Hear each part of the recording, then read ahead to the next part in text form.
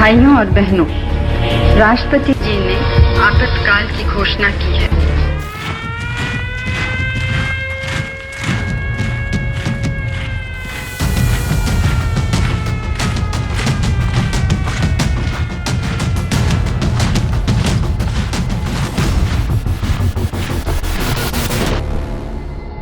Today marks the 46th anniversary of the darkest chapter in India's history since independence, the emergency.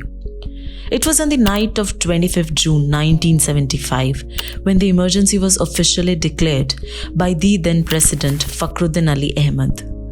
The presidential proclamation said, "The security of India is threatened by internal disturbance." Nowadays, words like emergency, muzzling of the free speech, fascism, attack on democracy are very loosely used to drive an agenda, to score political points, or sometimes to convey discontent. A law is amended, we brand it as imposition of emergency.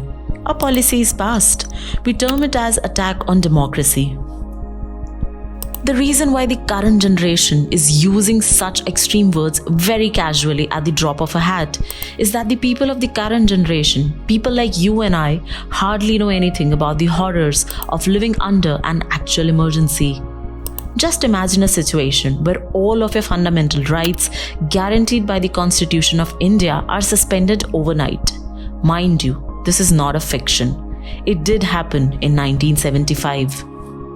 Here are 5 horrific things that transpired during the emergency.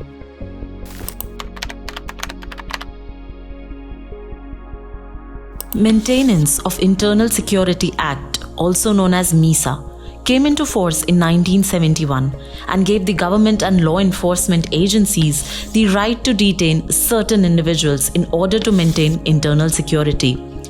Indefinite preventive detention of individuals, certain seizure of property without warrants, and wiretapping were few things that also happened under MISA. Believe it or not, but during the 21-month-long emergency, more than 140,000 people, which included journalists, scholars, activists, opposition political party members, and community members, were arrested and detained without a trial, according to reports presented by Amnesty International.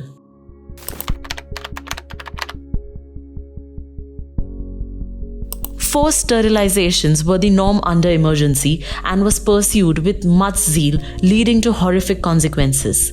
An astonishing 6.2 million Indian men were sterilized in just a year.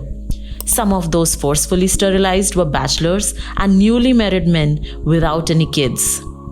One of the victims narrated his harrowing experience of forced sterilization. Sardare, hailing from Pipli, Haryana, was one of the many forcibly sterilized as part of Sanjay Gandhi's 5-point program. All that he remembers that it was a November morning in 1976 when the block development and panchayat officer arrived with a group of policemen. Sardare, then 42, a resident of Haryana's Pipli village and father of 3, was dragged into a jeep and taken to the nearby civil hospital. He was strapped to the bed and anesthetized.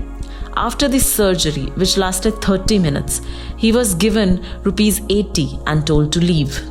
The same day, when he returned home from the hospital, the police raided several Pipli houses in search of meals. In the clashes that followed, 2 villagers were shot dead while a constable was lynched. This incident was never reported in any of the newspapers.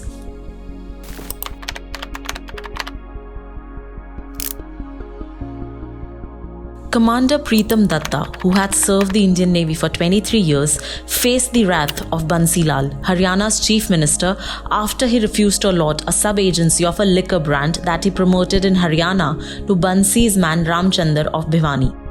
He was sought to be humiliated by summary removal of his name from the membership of the Soldiers, Sailors and Airmen's Board of District Rohtak.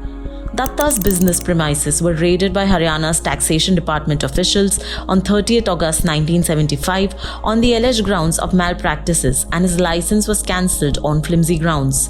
His appeals were subsequently kept in cold storage. Further, Commander Datta was detained under Misa on 19 November 1975, claiming that he had been inciting people to indulge in subversive activities to overthrow the government, eventually leading to his financial ruin.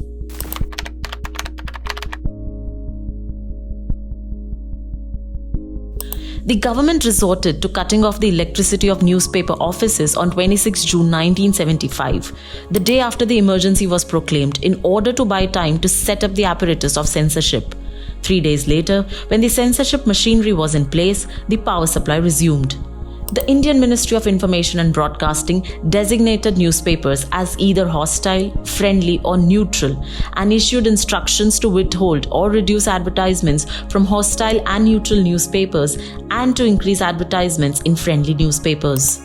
The Ministry of Information and Broadcasting ordered a study of the newspapers over the 6-month period preceding the emergency in order to determine each newspaper's attitude towards the government and to penalize it accordingly.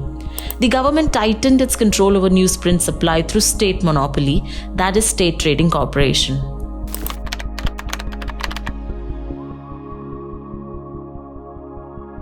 You would be surprised to know that the Indira Gandhi government's Information and Broadcasting Ministry forced several film industry stars to do propaganda for the government during the emergency. Those who refused faced severe consequences. Just because the legendary singer-actor Kishore Kumar refused to sing a song at Congress Party's rally, the government then passed an order banning all Kishore Kumar songs from playing on All India Radio and Doordarshan, stalling films he was acting in for further action and freezing sales of his gramophone records. An inquiry panel against the emergency later revealed that this move was meant not only to teach Kishore Kumar a lesson, but to coerce other stars into submission. Film director Vijay Anand once said that a film depicting a veteran Gandhian socialist, Jai Prakash Narayan, popularly known as JP, as a traitor was circulated widely, whereas screening of films on Chandrasekhar Azad and Bhagat Singh were banned. Can you imagine any of this happening today? How would you feel if your voice would be silenced? Oh, wait a minute. There would be no social media to voice your opinion. How would you feel if the atrocities experienced or witnessed by you never got reported or covered by the media? Revisiting those horrific experiences of the 1975 emergency still haunts as much even after 46 years.